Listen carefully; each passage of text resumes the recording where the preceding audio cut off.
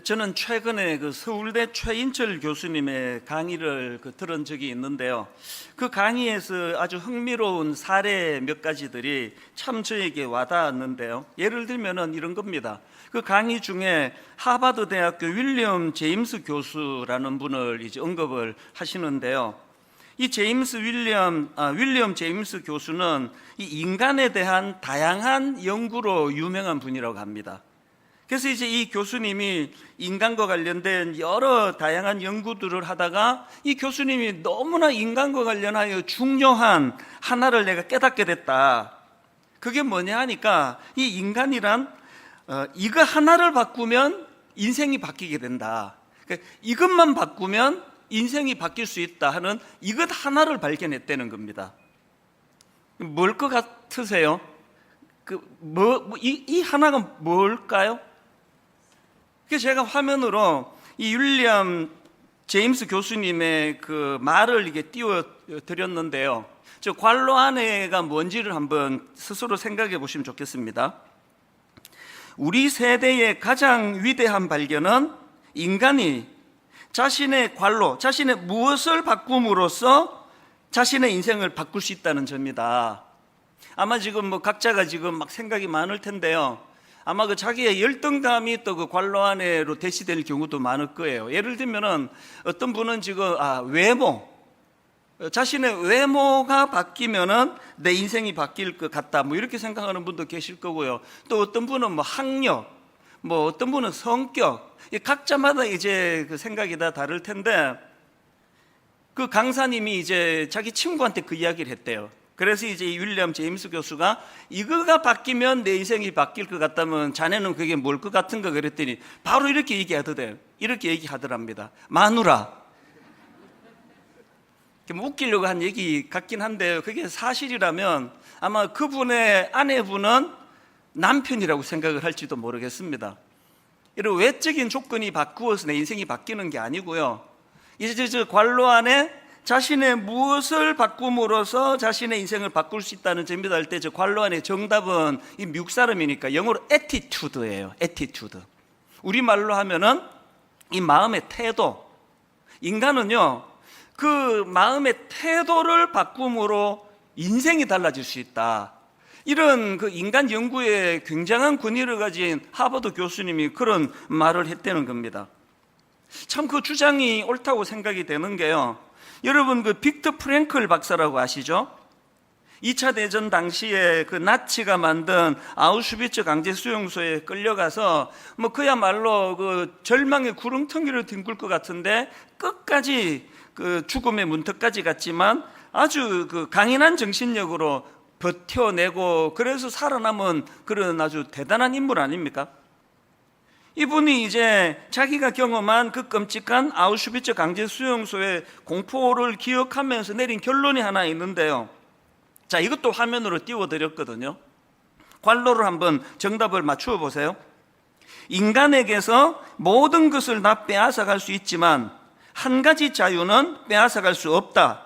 바로 어떤 상황에 놓이더라도 삶에 대한 관로만큼은 자신이 선택할 수 있는 자유이다. 뭘 것 같으세요?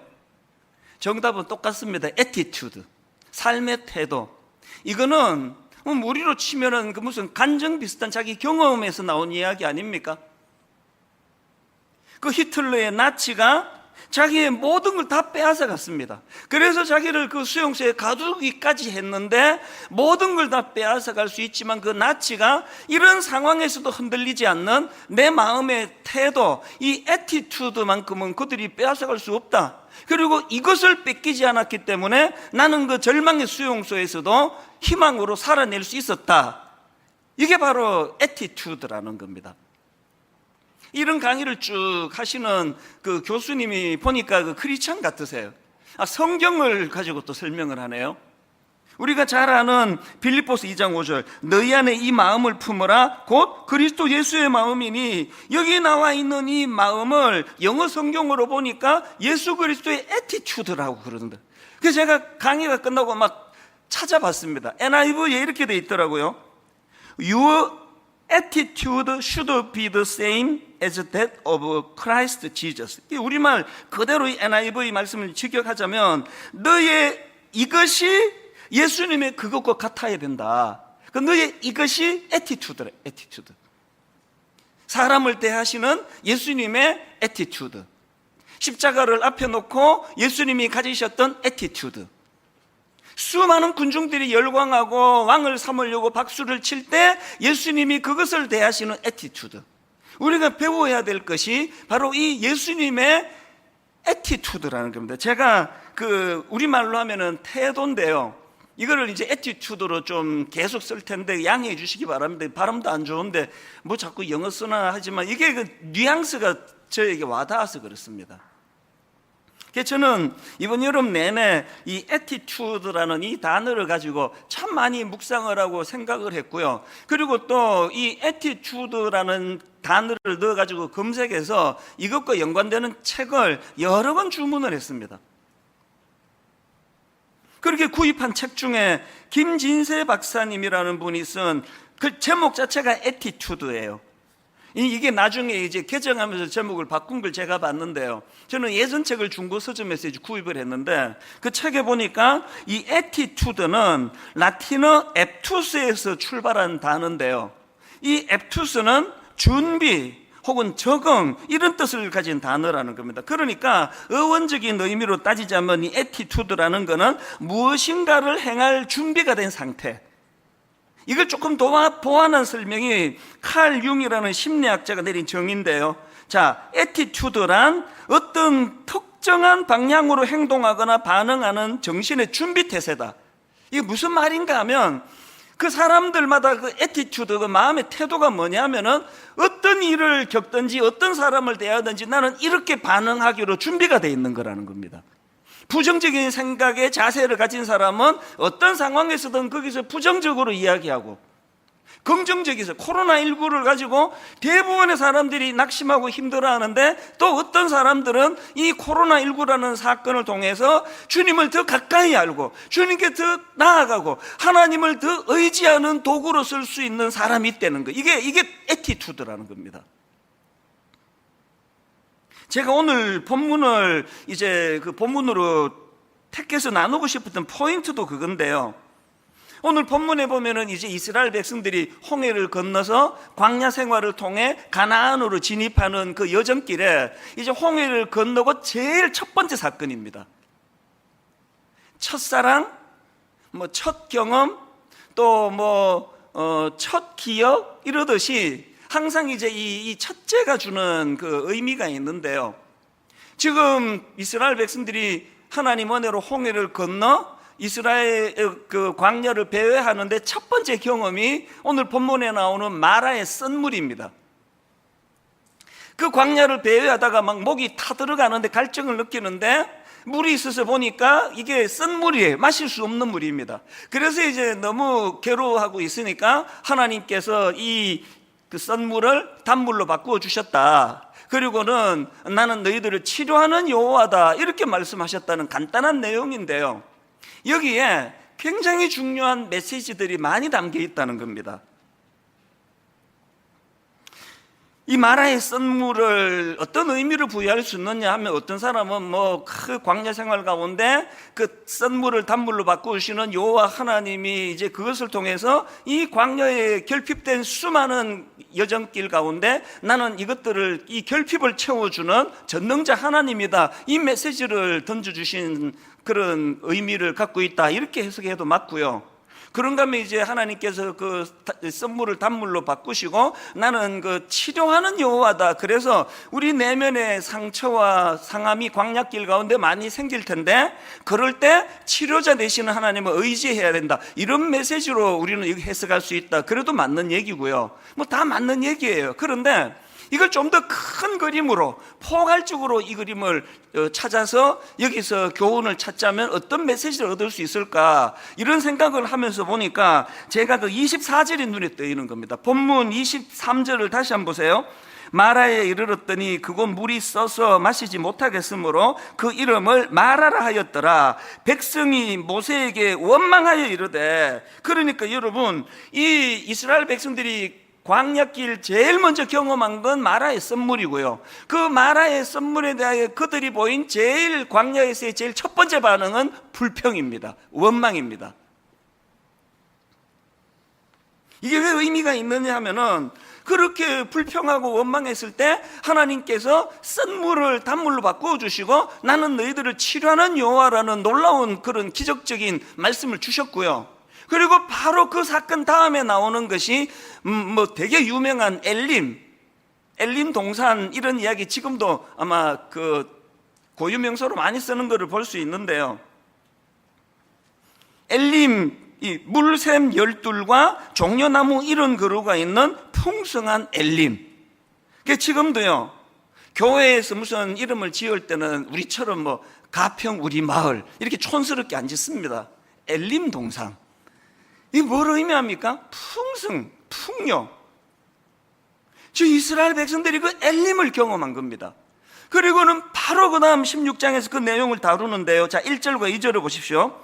이스라엘 자손의 온 회중이 엘림에서 떠나 엘림과 시내산 사이에 있는 신 광야에 이르니 애굽에서 나온 후 첫째 달 15일이라 이스라엘 자손 온 회중이 그 광야에서 모세와 아론을 원망하여, 치료하신 하나님, 그 썬물을 단물로 바꾸시는 능력의 하나님, 그리고 그들을 엘림으로 인도하시는 그 하나님의 능력을 지금 경험했는데 나오는 패턴은 똑같아요. 이스라엘 자손 온 회중이 그 광야에서 모세와 아론을 원망하여. 이것이 광야 생활 내내 보여주는 이스라엘 백성들의 삶의 그 패턴 아닙니까?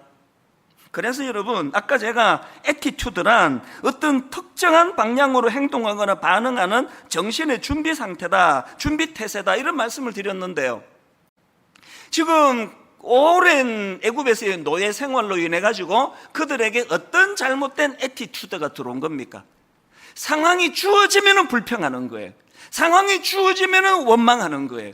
이런 노예 근성이 그들 안에 있는 이 상황이기 때문에 하나님께서는 그 광야에서 일어나는 모든 일들마다 그것을 해결해 주시는 과정에서 하나님을 통해 그들 안에 있는 이 잘못된 애티튜드, 잘못된 삶의 태도, 이걸 교정해 나가시기 원하는 곳이 광야라는 것입니다.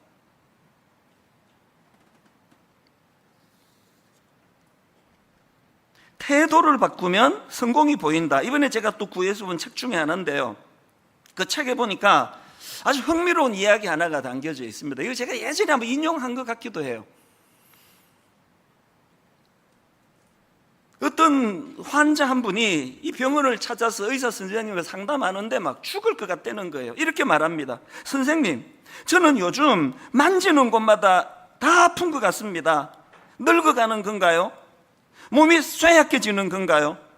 무릎을 누르면 무릎이 아프고 배를 누르면 배가 아픕니다. 여기 관자놀이 옆을 만지면 거기도 아프고요. 도대체 무엇 때문인가요? 그래서 이제 그 의사가 옛날에 나온 책이니까요, 전신 엑스레이 촬영을 이제 했다는 겁니다. 요즘으로 치면 MRI 촬영 이런 거겠죠.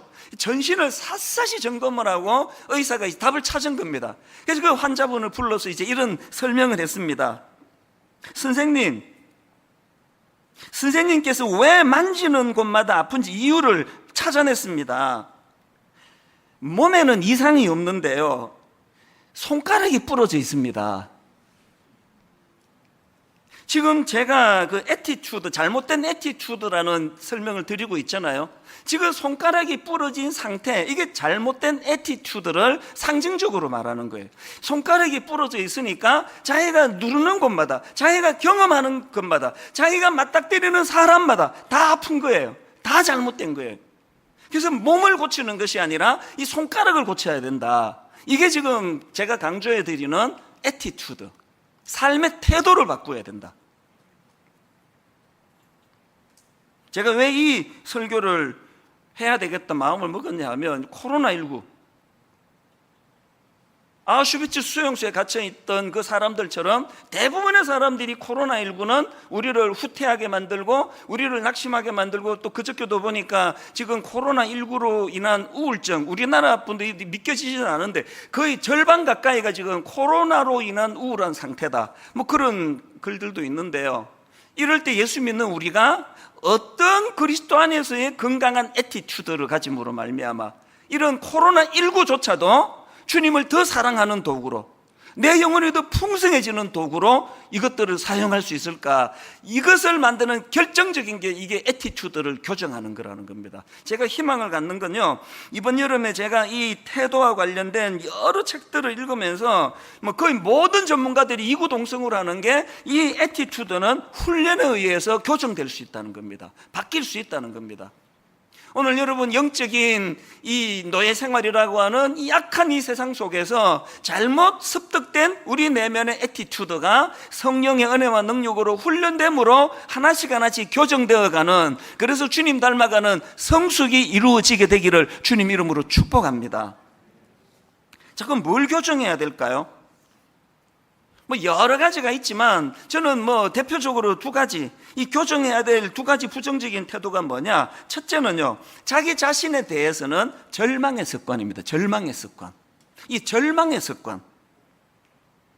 여러분이 너무나 잘 아시는 이제 가나안 정복을 코앞에 두고 가데스 바네아에서 12명의 정탐꾼을 현지를 둘러보고 왔더니 딱 10대 2로 10명의 정탐꾼의 그 보고가 이렇습니다. 민수기 13장 32절 33절, 이스라엘 자손 앞에서 그 정탐한 땅을 악평하여 이르되 우리가 두루 다니며 정탐한 땅은 그 거주민을 삼키는 땅이요 거기서 본 모든 백성은 신장이 장대한 자들이며 거기서 네피림 후손이 아낙 자손이 그인들을 보았나니 우리는 스스로 보기에도, 이 중요합니다, 스스로 보기에도 메뚜기 같으니 그들이 보기에도 그와 같았을 것이니, 이 원리를 아셔야 됩니다. 내가 나를 메뚜기처럼 보면 그들도 나를 그렇게 본다는 거예요. 내가 나를 초라하게 인식하면 그들도 나를 초라한 인간으로 낙인 찍는다는 사실이에요. 지금 광야 생활을 그렇게 오래 배회했으면서 그들 내면에 아까 제가 그 애티튜드에 대한 그 정의를 해드렸잖아요. 애티튜드란 어떤 특정한 방향으로 행동하거나 반응하는 정신의 준비태세다. 이미 그들은 난 메뚜기다, 난 보잘것없다, 우리는 비참한 인생이다. 그래서 뭘 보고 오든지 간에 그들 앞에 우리는 메뚜기 같은 존재다라고 대답할 준비가 되어 있으니까 그것만 보이는 거예요. 똑같은 것을 보고 온 그 두 사람 있잖아요. 요수아와 갈렙. 똑같은 것을 봤는데 그 장대한 사람들을 보고 그도 우리 밥이다, 우리 그도 이길 수 있다, 이게 애티튜드라는 거예요. 여러분이 보여지는 사물은 어떤 것들이세요? 막 온 사물이 다 시뻘겋게 보이세요? 시퍼렇게 보이세요? 노랗게 보이세요? 그 색깔 안경을 끼고 있어서 그런 거예요. 성령의 안경으로 바꾸게 되시기를 바랍니다. 안경을 바꾸시면 보는 바탕 색깔이 달라질 수 있다는 그 이야기거든요. 저는 이런 점에서 자기 자신에 대해서는 이 절망의 습관이라는 이 표현을 썼는데요. 여러분, 그 요한복음 5장에 보면은 예수님께서 38년 된 병자를 고쳐주시는 내용이 나오지 않습니까? 그런데 그 과정에서 예수님이 참 이상한 질문을, 뻔한 질문을 던지십니다. 요한복음 5장 6절, 예수께서 그 누운 것을 보시고 병이 벌써 오래된 줄 아시고 이러시되 네가 낫고자 하느냐? 한 3일 굶은 사람한테 배고프세요? 이렇게 물으면 그 실례 아닙니까? 38년 동안 너무너무 사모했지만 병을 고칠 수 없어 낙심해 있는 이분한테 주님이 네가 낫고자 하느냐? 왜 이런 당연한 뻔한 질문을 하셨을까? 그런데요, 저는 이 예수님의 질문의 의도를 이 환자의 답 속에서 찾습니다. 네가 낫고자 하느냐 물었더니 7절에 병자가 대답하되 주여 물이 움직일 때에 나를 못에 넣어주는 사람이 없어 내가 가는 동안에 다른 사람이 먼저 내려가나이다. 지금 예수님이 물은 거 네가 낫고자 하느냐예요. 그러면 이런 나쁜 습관이, 나쁜 애티튜드가 없는 사람이면 그도절미하고 네, 낫고 싶습니다, 그게 내 소원입니다, 그래야 되는 거 아닙니까? 이 38년 된 병자의 가슴 깊이 뿌리 내리고 있는 자신에 대한 절망의 습관이에요. 예수님은 이걸 물으셨는데 답은 저거예요. 왜? 아까 그 애티튜드 나왔잖아요. 뭐라고 묻든지 간에 자기 마음에는 세상에 대해서는 원망과 불평이고 자기 자신에 대한 비참한 절망이거든요. 이런 이유 때문에 내가 아직도 이러고 살고 있습니다.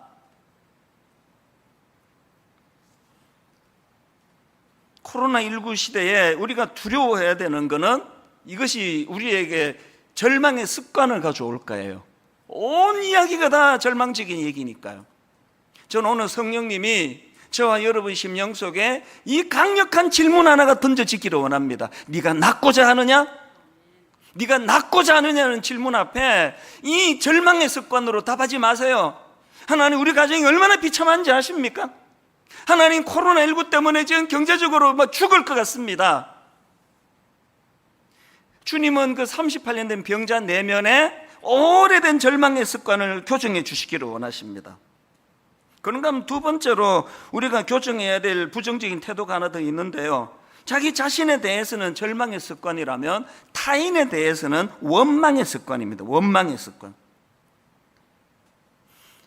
홍해를 건너자마자 마라의 선물에서 그들이 제일 먼저 보여준 게 그 타인에 대한 원망 아닙니까? 자, 출애굽기 15장 23절 24 본문 다시 한번 보세요. 마라에 이르렀더니 그곳 물이 써서 마시지 못하겠으므로 그 이름을 마라라 하였더라. 백성이 모세에게 원망하여 이르되, 이것이 아까 출애굽기 16장 1절 2절에서 이스라엘 자손 온 회중이 광야에서 모세와 아론을 원망하여로 그렇게 발전이 됐다 그랬고요. 그것이 광야 생활 내내, 그래서 민수기 14장 2절에 이제 10명의 정탐꾼이 우리는 그들을 못 이깁니다, 우리는 그들 앞에 메뚜기 같습니다 그랬더니 민수기 14장 2절 이스라엘 자손이 다 모세와 아론을 원망하며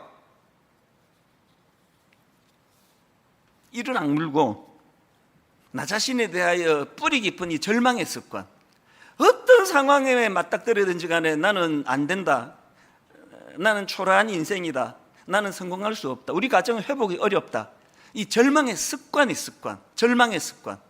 타인에 대해서는 원망의 습관, 모든 타인은 원망의 대상. 이것들을 어떻게든 주님 앞에 주님 이름으로 이것들을 교정해 나가야지만 우리 안에 있는 어두움이 거두어지고 하나님이 주시는 밝음으로, 희망으로 회복이 될 수 있다는 겁니다. 이런 차원에서 저는요, 이 나쁜 태도, 이 나쁜 애티튜드, 이것들을 이제 바꾸어 나가는 훈련을 해 나가야 된다고 보는데요. 그래서 저는 이제 우리가 해 나가야 될 이 훈련의 의미를 가지고 이것들을 풀어 나가기를 원합니다. 우리가 이제 오늘 설교 제목도 그렇고 이 광야라는 거는 이 태도 바꾸기 훈련의 장소다 그랬는데, 이 태도 바꾸기 훈련이란 무슨 의미를 가지고 있는 건가? 두 가지로 정리를 해드릴게요. 첫째로요, 태도 바꾸기 훈련이 뭐냐? 생각의 여백을 갖는 훈련입니다. 생각의 여백을 갖는 훈련. 이게 뭔지를 설명을 안 들으면 이 내용을 파악하기가 어려운데 설명을 해드릴게요. 아까 그 빅터 프랭클 박사 이야기 해드렸잖아요. 최인철 교수님이 이 빅터 프랭클 박사님과 관련한 너무 중요한 컨셉 하나를 강의해서 저는 참 감사하게 생각합니다. 빅터 프랭클 박사가 주창한 그 개념 중에 자극과 반응 사이의 공간, 다시요, 자극과 반응 사이의 공간, 이런 개념을 설명하는데요. 이게 뭘 말하는가 하면은, 이 빅터 프랭클 박사가 아우슈비츠 강제 수용소에서 이제 관찰하면서 보니까 너무나 희한한 거예요. 똑같은 지금 그 절망적인 수용소에 갇혀 있는데 뭐 대부분이 사람이 그랬겠죠. 대부분의 사람들이 절망의 수용소에서 희망이란 찾을 수가 없으니까 인간성을 잃어버리고, 그리고는 이제 우울하고 막 자살하고 내버려둬도 그렇게 시들시들 인간성을 상실해 버리는데, 그런데 그 중에서 그런 절망적인 상황 속에서도 인간의 존엄을 절대로 놓치지 않고 어떤 경우에도 삶을 포기하지 않고 절망하지 않는 사람들이 있더라는 겁니다. 사실은 자기 자신도 그 중에 한 사람 아닙니까? 그 얘기 다 아시죠? 이 빅터 프랭클 박사가 인간의 존엄을 거기서 잃지 않기 위해 가지고 어디서 그 낡은 그 깨진 유리병 조각을 구해 가지고 아침마다 일어나 가지고 피가 터지도록 면도하는 장면. 내가 이 인간의 존엄을 잃지 않기 위하여, 이게 희망을 붙들기 위해서. 그래서 이분이 이제 그 질문한 게 뭐냐, 이 차이가 어디서 나오느냐는 거예요.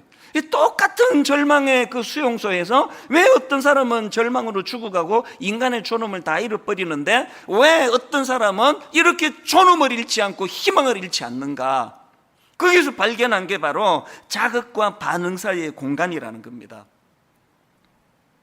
여러분이 자극과 반응 사이의 공간이라는 개념이 뭐냐 하면은요, 사람들은 자기 삶에 어떤 자극이 오면 바로 반응하는 게 아니라 그 자극에 대하여 먼저 생각을 한 후에 반응한다는 겁니다.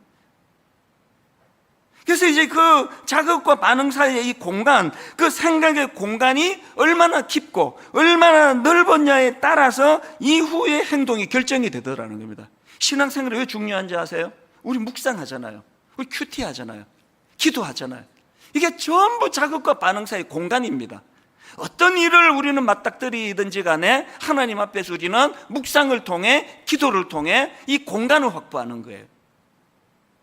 오늘 현대인들이 너무나 조급하고, 지난주에도 말씀드렸지만 그냥 욱하는 묻지마 살인, 묻지마 폭행, 이거 왜 그렇습니까? 자극과 반응 사이에 공간이 없어서 그래요. 저는 저와 여러분들이 이 애티튜드, 삶의 태도가 우리 인생을 결정할 만큼 중요하다고 한다 할 때에 이미 하나님이 주신 재료 묵상하시기를 바랍니다. 여러분 깊이 하나님 앞에 기도하셔야 돼요. 그래서 이 공간을 확보하셔야 됩니다. 그리고 그 공간 안에서 히브리서 3장 1절, 그러므로 함께 하늘의 부르심을 받은 거룩한 형제들아, 우리가 믿는 도리의 사도시며 대제사장이신 예수를 깊이 생각하라. 또 히브리서 12장 2절, 믿음의 주요 또 온전하게 하시는 이인 예수를 바라보자. 여러분, 이렇게 가슴 아픈, 또 나를 힘들게 하는 코로나19를 유시한 너무나 사람에게, 너무나 환경에게 상처를 받기 쉬운 현대인들에게 있어서 자극과 반응 사이에 이 공간, 하나님을 묵상하고, 그래서 아까 너희 속에 이 마음을 품으라고 예수 그리스도의 마음이라 할 때 이 예수 그리스도의 마음이 애티튜드라고 그랬듯이, 주님이라면 어떻게 생각하셨을까? 주님이라면 어떻게 반응하실까? 이 일을 너무나 잘한 인물이 사도 바울 아닙니까? 감옥에서 썼다고 하는 빌립보서 4장 4절에서 주 안에서 항상 기뻐하라, 내가 다시 말하노니 기뻐하라, 이거 엄청난 긍정적인 애티튜드 아닙니까 이게? 아니, 감옥에서 이런 기쁨을 노래할 수 있는 거, 이게 굉장히 긍정적인 태도 아닙니까? 근데 사도 바울에게 이런 긍정적인 애티튜드가 어떻게 만들어졌느냐? 바로 그 다음 6절 7절에 답이 나와 있습니다. 보세요.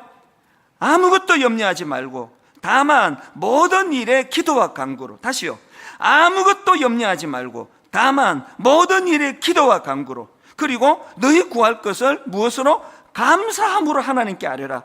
그리하면 모든 지각에 뛰어난 하나님의 평강이, 그리하면 모든 지각에 뛰어난 하나님의 평강이 그리스도 예수 안에서 너희 마음과 생각을 지키시리라. 대답해 보세요. 사도 바울은 지금 자극과 반응 사이에 공간이 있습니까, 없습니까? 자극과 반응 사이에 확보된 공간 안에 예수 그리스도를 묵상하고, 여기서 우리가 깨달아야 되는 게 뭐냐? 여러분, 이 기도는요, 우리의 부정적인 생각을 교정하는, 우리의 부정적인 태도를 교정하는 하나님의 도구라는 사실이에요. 그런가 하면 두 번째로 태도 바꾸기 훈련이라는 게 뭐냐? 미래지향적인 목표 갖기 훈련입니다. 미래지향적인 목표. 이스라엘 백성들이 가진 치명적인 잘못된 애티튜드는 끊임없이 과거지향적이에요. 그 출애굽기 한번 읽어보세요. 막 틈만 나면은 과거로 돌아가자예요. 틈만 나면은 애굽으로 돌아가자예요. 민수기 14장 2절부터 4절도 보십시오. 이스라엘 자손이 다 모세와 아론을 원망하며 온 회중이 그들에게 이르되, 우리가, 그 다음 보세요, 우리가 애굽 땅에서 죽었거나 이 광야에서 죽었으면 좋았을 것을 지금 과거 얘기를 하고 있습니다. 그 다음 3절, 어찌하여 여호와가 우리를 그 땅으로 인도하여 칼에 쓰러지게 하려 하는가? 우리 처자가 사로잡히리니 애굽으로 돌아가는 것이 낫지 아니하랴. 그래서 결론 4절, 이에 서로 말하되 우리가 한 지휘관을 세우고 애굽으로 돌아가자. 제가 코로나19가 여러분을 생각하면서 두려운 게 이거예요. 오늘 그렇게 믿음 좋아 보이는 어떤 분에게 있어서 코로나19 때문에 교회당 가서 예배를 드리지 못하는 게 조금 길어짐으로 말미암아 우리가 애굽으로 돌아가자, 하나님 알던 이전으로 돌아가자. 오늘 우리가 하나님 앞에 이 애티튜드, 이게 내 인생을 결정한다고 한다면 하나님 오늘 이 상황들이 재료가 되어서 미래지향적인 인물이 되기를 원합니다. 그래서 여러분 지금과 같은 때는요, 빌립보서 3장 13절 14절을 묵상하셔야 됩니다. 형제들아, 나는 아직 내가 잡은 줄 여기지 아니하고 오직 한 일, 즉 뒤에 있는 것은 잊어버리고 앞에 있는 것을 잡으려고 표대를 향하여 그리스도 예수 안에서 하나님이 위에서 부르신 부름의 상을 위하여 달려가노라. 세 번역으로 14절 끝부분을 보니까 목표점을 바라보고 달려가고 있습니다. 한 2주 전서부터 제 마음에 막 춤을 추면서 상상하는 게 하나 있습니다. 그랬더니 그저께부터 또 막 뉴스가 더 저를 자극을 시키는데요. 뭐냐 하니까 요즘에 저는 이제 새벽에 말씀 묵상을 막 머리에 집어넣고 1시간 한 20분 정도 빠른 걸음으로 한 10,000보씩 걷거든요. 계속 걸으면서 요즘에 한 2주 동안에 마음으로 영적인 상상력을 가지고 춤을 추는 게 하나 있습니다. 미래지향적인 게 뭐냐, 점점 코로나가 이렇게 오래 간다, 또 번지기 시작한다, 어느 교회에 확진자가 생겼다, 이런 일이 터질 때마다 내 안에 이 상상력이 주는 노래는 더 커집니다. 그게 뭔지 아세요? 계속 상상하는 게, 여러분 코로나19가 언젠가는 끝날 거 아닙니까? 백신 나오고. 내 마음의 상상력이 이거예요. 어느 날 국가적으로 국민 여러분, 드디어 코로나19가 종식되었습니다, 이렇게 선언되는 바로 그 다음 주일날 전 교회적으로 모여 축제 같은 예배를 드리는 꿈을 꾸기 시작했습니다. 너무 가슴이 벅찬 거예요. 막 마스크 다 벗어 던져버리고 막 답답해 힘드시잖아요. 그리고 막 이게 드문드문 앉아있으니 게 무슨 재미예요. 막 옛날처럼 막 더운데 막 딱딱 들어붙고 앉고 막 인사하다가 침 막 튀고, 저는 막 거룩한 침이 막 여기저기서 터져나오는 그날을 꿈꾸고 있습니다. 내 침이 저분에게 튀고 저분의 침이 내게 튀어도 해를 주지 않은 막 그 상상을 해요. 그래서 이제 코로나19가 종식되었습니다라는 국가적인 선포가 있고 난 바로 그 다음 주일 예배가 한 번도 드려보지 못한 가슴 벅찬 예배가 되기를 꿈꾸고 있습니다. 같이 꾸십시다. 마음껏 내 교회로 달려갈 수 있고, 누구에게도 주저하지 않고 무슨 이야기든 침튀가면서 할 수 있고, 껴안아줄 수 있고, 축복할 수 있고, 눈물을 닦아줄 수 있고, 한 2주 동안에 제 마음에 너무너무 기쁨을 줍니다. 아침에 저는요, 여름이 너무 좋거든요. 딱 하나라 그래, 이유 2가지라 그랬는데, 수박은 원래 맛이 없어가지고 별로 기대가 안 되고요. 나는 이 새벽에 여름 아침이 길어서 너무 좋아요. 이제 그 하지를 중심으로 요즘에 해가 조금씩 이제 짧아지는 게 너무 아까워요, 지금. 그 이른 새벽에 막 빠르게 걸으면서 꿈을 꾸는 겁니다. 상상하는 겁니다. 표대를 향하여. 아까 일부 시간에요, 아침 7시 예배 아닙니까? 성도님들하고 이제 설교 말미로 이 찬양을 부르는데요, 주님 다시 오실 때까지 나는 이 길을 가리라. 현실은 너무 좁은 문입니다. 현실은 너무 좁은 길입니다. 십자가 져야 됩니다. 그런데 우리가 꾸는 꿈, 나의 가는 이 길 끝에서 나는 주님을 보리라. 주님 다시 오실 때까지 나는 일어나 달려가리라. 아까 일부 시간에 이 찬양을 부르는데요, 막 하나님이 은혜를 주셨는지 마스크 쓰고 막 이렇게 막 드문드문 앉아 계시는 분이 막 눈물로 이 찬양을 부르는데 막 너무 가슴이 뜨거워지는 겁니다. 결론을 이렇게 맺기를 원합니다. 이것도 최근에 제가 구입한 책에서 나온 시인데요, 태도를 바꾸면 성공이 보인다, 이 시 읽어드리고 오늘 말씀을 정말 가슴 벅차게 마무리하기를 원합니다. 내용을 화면으로 올려드렸습니다. 이 배는 동쪽으로, 저 배는 서쪽으로 갈세. 똑같은 바람이 불어오느나, 그러나 배가 어디로 가는지는 바람이 아니라, 그러나 배가 어디로 가는지는 바람이 아니라.